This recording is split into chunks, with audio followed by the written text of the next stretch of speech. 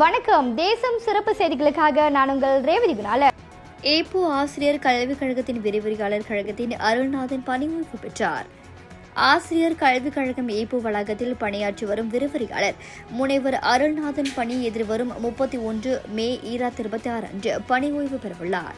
இவர் ஆற்றி வந்த சேவைக்கு ஏப்போ ஆசிரியர் கல்விக் கழகத்தின் ஏற்பாட்டில் கௌரவிக்கும் நிகழ்வு கழகத்தின் ஏற்பாட்டில் நடைபெற்றது. 1991 ஆண்டு இடைநிலைப்பள்ளி ஆசிரியராக தனது சேவையை தொடங்கிய அவர் கல்வித்துறையில் நீண்ட கால அர்ப்பணிப்பும் சிறப்பும் பணியாற்றினார். வணக்கம், நான் முனைவர் அருள்நாதன் விஸ்வாசம். கடந்த 13 ஆண்டு காலமாக இப்போ ஆசிரியர் கல்விக் கழகத்தில் விரிவுரையாளராக பணியாற்றி வருகின்றேன்.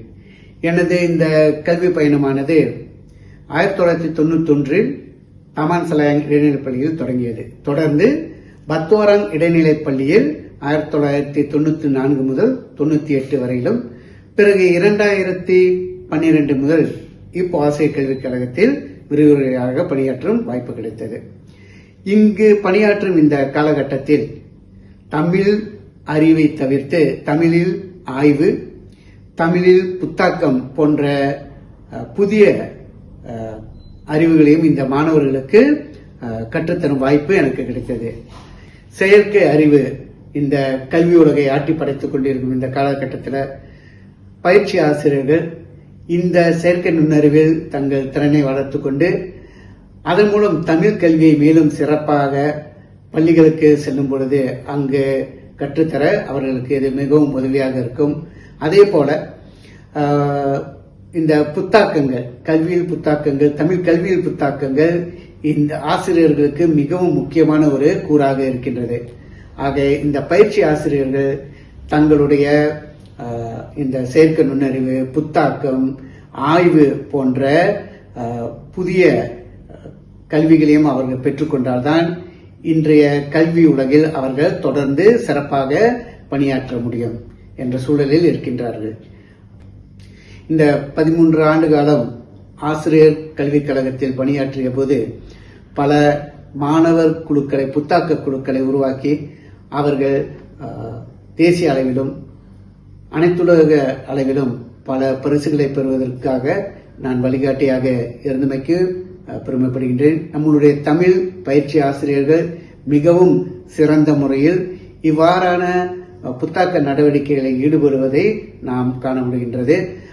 தொடர்ந்து இந்த பயிற்சி ஆசிரியர்கள் கல்வியில் ஆய்வில் தங்களை ஈடுபடுத்திக் கொள்வதன் மூலம் தங்களுடைய அறிவை வளர்த்துக் கொள்ளவும், புதிய புதிய பயிற்சியல் முறைகளை தாங்கள் செயல்படுத்துவது மட்டுமல்லாமல் இந்த ஆய்வின் மூலம் பிறருக்கும் அதை பரவலாக்கம் செய்து தங்களுடைய அறிவை பிறரோடு பகிர்ந்து கொள்ளும் சூழலிலும் அவர்கள் இருக்கின்றார்கள்.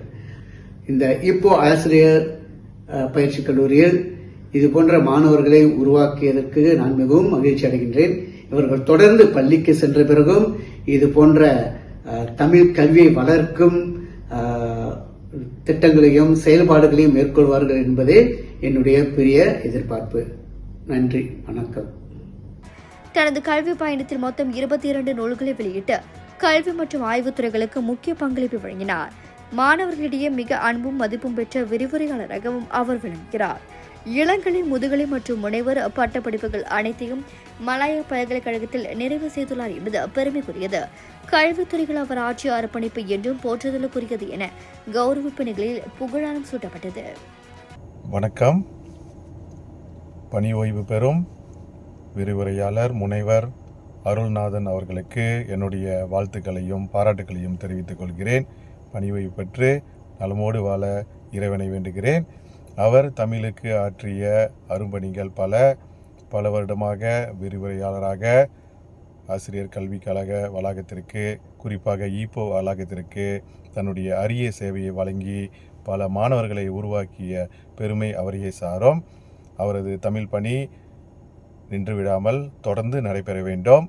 அவர் மேலும் மேலும் வாழ்க்கையில் பல வெற்றிகளை அடைய இறைவனை வேண்டிக் கொண்டு விடைபெறுகிறேன். வணக்கம். இத்துடன் இன்றைய செய்திகள் நிறைவடைகின்றன. மேலும் பல ஆன்மீக செய்திகளை தெரிந்து கொள்ள தேசம் டிவி மலேசியா யூடியூப், டிக்டாக் மற்றும் இதர சமூக வலைதளங்களை பின்தொடருங்கள். உங்களிடமிருந்து விடைபெறுவது நான் உங்கள் ரேவதி குணாலன். மக்களோடு தேசம், தேசத்தோடு மக்கள். நன்றி, வணக்கம். ஒரு வீட்டுக்கு ஒரு பட்டதாரி எனும் நிலை போய் ஒரு வீட்டுக்கு பல மருத்துவர்களை உருவாக்கும் நடவடிக்கையில் இறங்கியுள்ளது எய்ம்ஸ் பல்கலைக்கழகம்.